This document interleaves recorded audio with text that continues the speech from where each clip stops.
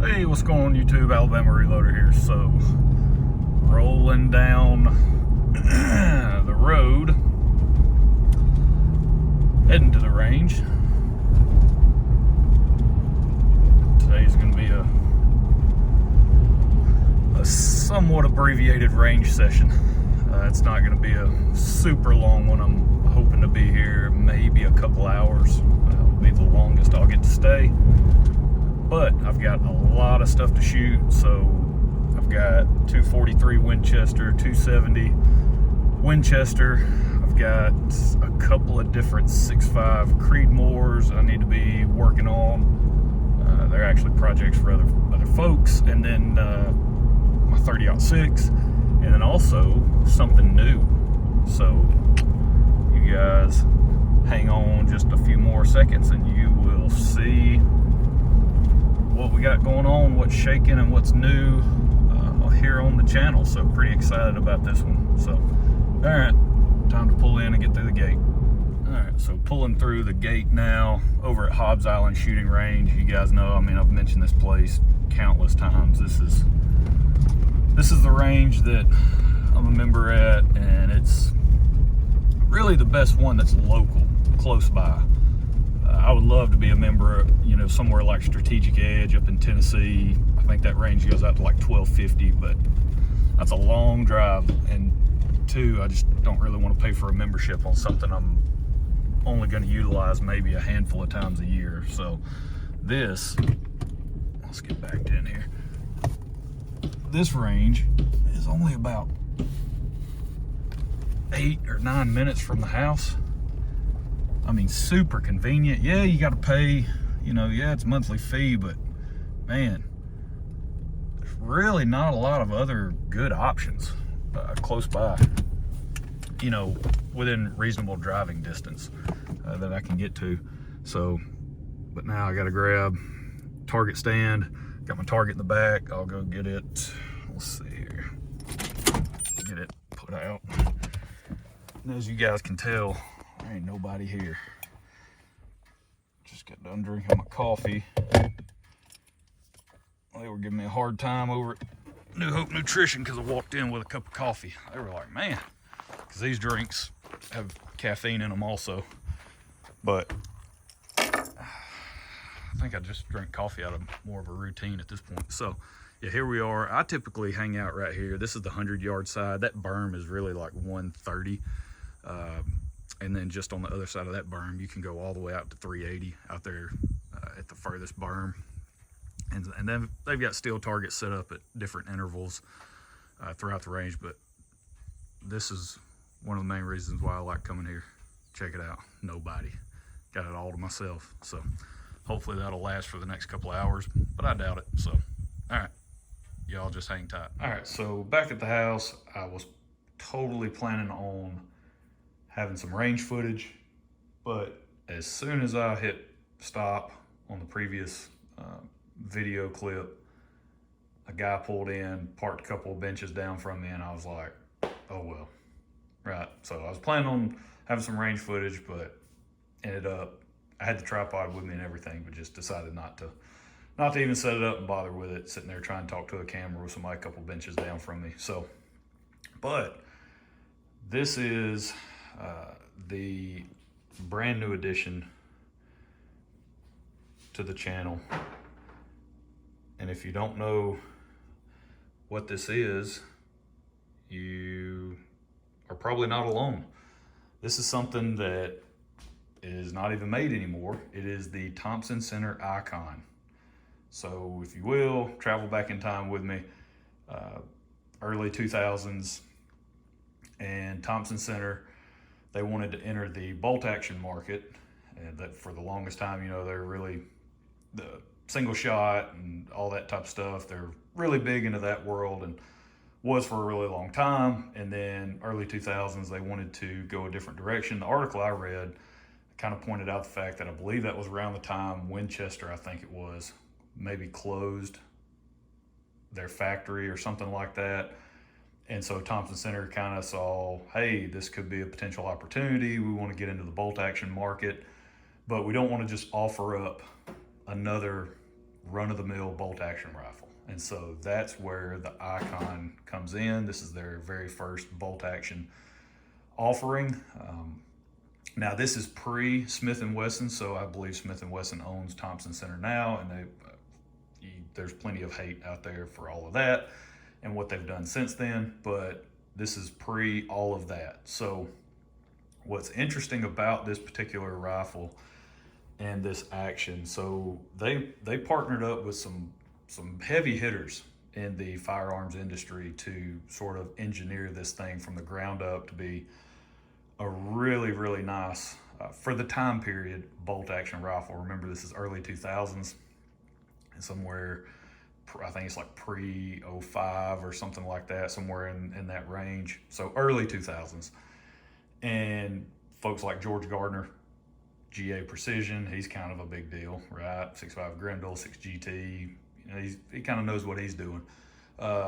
He was in on the design, I believe, as far as some other folks. What's also in conjunction with this rifle, they reached out to Hornady. Hey, we want a cartridge, a Thompson Center cartridge, right? We want you guys to work with us, come up with a cartridge. We're going to be releasing this rifle, so we want a brand new cartridge to go with it. That's where this guy came from, the 30 TC, so 30 Thompson Center. And what's interesting about this, I believe this is the parent case for, or the parent cartridge for 6.5 Creedmoor. It kind of led Hornady down a path of some design work, some engineering work on the cartridge itself, and then that sort of morphed into later on what has become the 6.5 Creedmoor, right? They sort of took some of what they learned in the 30 TC process and made some more refinements and blah, blah, blah, blah, blah, whatever. Continued that process, and then as a result, we now have the 6.5 Creedmoor. But that's what's kind of neat about this cartridge is it was sort of the predecessor for that, right? So it was kind of the precursor. So it's just really neat, and I thought it was a pretty cool round. It does offer some really good performance in terms of velocity. If you go and read Hornady in their load manual, they have a little blurb about it in that section.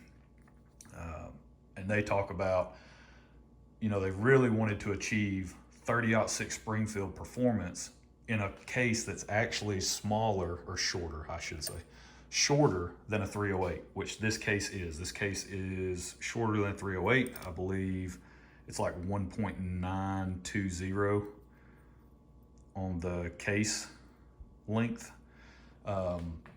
Shorter than a 308, but yet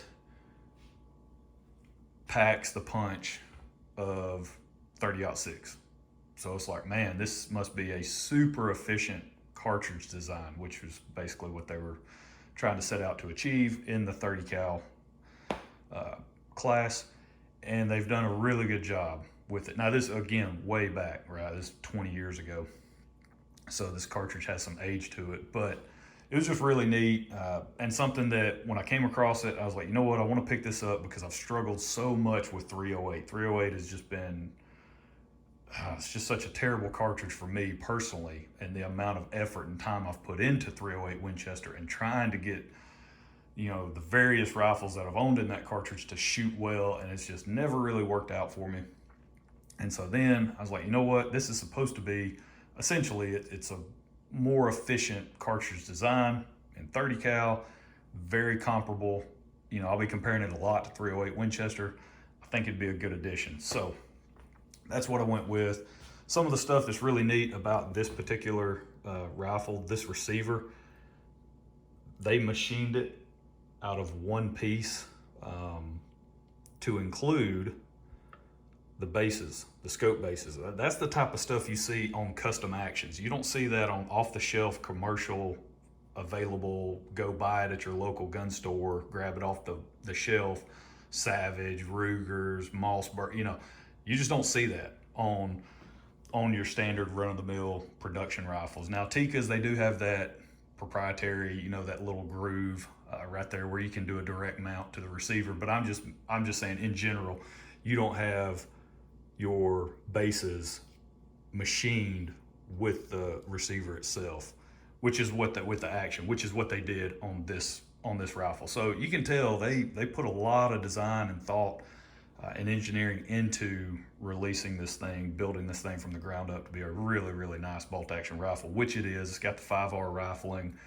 all of that fun stuff. Now, I will say, back to the 30-06 performance side of the house, what Hornady talks about. I believe it was really more so geared around like a 150 grain bullet. You can shoot, I think they have load data all the way up to 190, but you can shoot, I believe, 110 up to 190. But I believe it was really more geared around the 150 because that's what they reference in their manual, and that you could get, I think, 3,000 feet per second with a 150 grain bullet. And so they compare that. They're like, hey, that's equivalent to 30-06 Springfield. That's the same performance you're going to get out of that in a much more efficient cartridge, right? And so I was pretty excited about that. I did go ahead and pick up some 150 grain Hornady SST bullets to test. I was lucky enough to find factory ammo for this thing, and the place I found it was a place that I've recommended before in the past, Duck Creek Sporting Goods out in Colorado. I hit up my buddy Denny, who owns it, and I was like, hey, just picked up this really sweet Thompson Center Icon in 30 TC.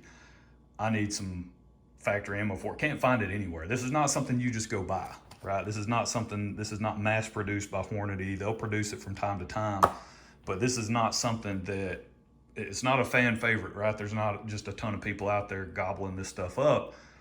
And so it's really more of a niche type round. And I couldn't find it anywhere on any online store, nothing. So I hit him up, and I didn't even look in his factory ammo selection, but sure enough, he had some. He was like, oh yeah, I've got a bunch of this stuff. How many boxes do you need? And I was like, oh, well, that's great. So I ended up picking up 5 boxes of this stuff. It is the 165 grain SST. So it would have been nice if it had been the 150, because that's what I plan on loading to start with, but whatever. 165, so it's really good that we're gonna get some 165 grain data through this guy with the SST. And so far I've shot 1 box. That's what I just got done doing at the range. I shot a 3-shot group to make sure I was on paper. Then I shot a 7-shot group. I really wanted to do 2 5s, but I kind of messed up that 3-shot group. I was shooting something else, and it kind of got close to it, sort of intermingled, and I was like, I kind of messed that up. So I shot a 3-shot group, a 7-shot group, and then I did 10 rounds and gathered velocity data. Now the velocity data for factory ammo, I thought it was really, really good. This is the velocity data that we got. The groups, absolutely terrible. 7-shot group, 2.361 inches. 3-shot group, 2 inches. So the 3-shot group was right over here. I kind of messed it up. I had some 30-06 stuff land really basically on top of it.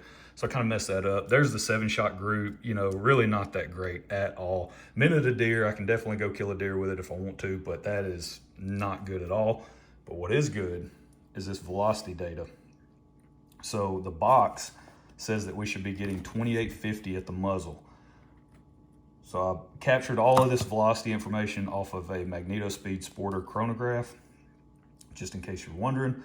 And the average, I'll go ahead and tell you what it is because I already plugged it into Excel. The average is 2825.5. So 2,825 feet per second. So we're 25 feet per second off the box velocity, really good. And our standard deviation is 4. So that's really good for factory ammo. Now, of course, accuracy, not good.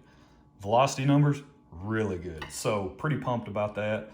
I believe the SD was like 4.4 on it. So really good stuff. And one of the reasons why I wanted to make sure the factory ammo was super performance is because I have that powder, and I'm very interested in trying to replicate this combination.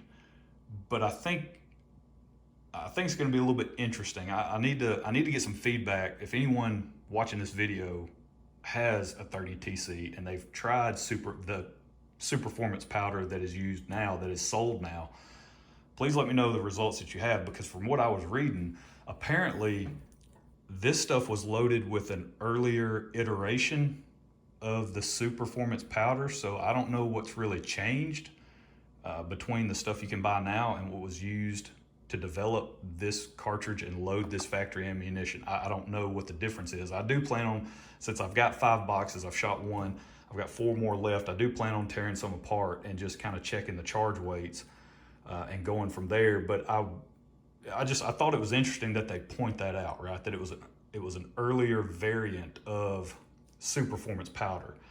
And that's really, from what I understand, that's kind of where Super Performance came from, was this, it was in conjunction with this 30TC development. That's where they started to really pair, you know, powder with cartridge sort of in the design process and really try to maximize, you know, the design along with a new type of propellant that would be superior for that design, if that makes sense. So I'm just really interested if anyone has a 30TC and they've tried Super Performance powder. There's no load data for it in Hornady's manuals, which is why I am gonna approach this cautiously, because why wouldn't they have Super Performance load data when that's exactly what they sell, Super Performance ammo, and the powder's out there. So I don't know, I just thought it was a little odd. But they do have load data with one of my favorite 308 powders, which is Accurate 2520. That's a really good velocity option in 308, and it's a really good velocity option here in 30TC. And they call it out specifically, that and BLC2, they say they had really good accuracy and velocity results from those 2 powders, which I have both. And then also, one thing I want to test is Shooter's World match rifle. Remember, that is supposedly a direct clone of Accurate 2520, and it has actually performed really well in 308 in terms of velocities. The groups were pretty good in some previous testing that I did with the 165 grain Game King. So I am definitely testing, planning on testing with Shooter's World match rifle. So that's it. It's the 30TC. It didn't come like this. I added this SWFA. That's my standard scope. I have that sitting in the closet anytime I pick up something like this and I want to go test groups with it. It's the fixed 10 power. I throw it on there to shoot groups because it has a really small center dot for aiming, which is really nice when you're trying to shoot groups. So that's the reason why it's on there. And it just kind of sits a little weird because it's a little bit higher than I would, you know, then I'm going to have the scope set up for hunting purposes, which it did come with a Burris 2-7. So once I get done with load development stuff, I'll rip this thing off. I'll put the Burris back on there and just hunt with it. But it makes for a pretty nice package there with that Burris on top, the 2-7. But yeah, so just kind of want to, you know, introduce this guy to you.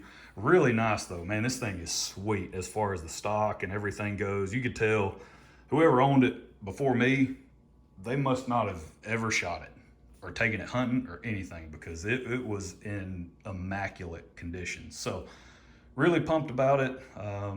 But yeah, that's just kind of where we're gonna leave it. So accuracy, garbage. Velocity numbers, awesome. And we're just gonna go from there. So I do have a set of Hornady dies that I'll be using for loading, you know, for reloading. So now I've got 20 pieces of brass. That'll be the other thing. I'm gonna try to capture as much velocity data and group size data with the factory ammo, which all 5 boxes are from the same lot number 3122431. So they're all 5 from the same lot, which is really nice. So should be able to get really good data for 165 grain SST with that, you know, that amount of factory ammo. So, all right, that's it. That's where we're gonna leave it. We will catch you guys next time. Y'all have a good one.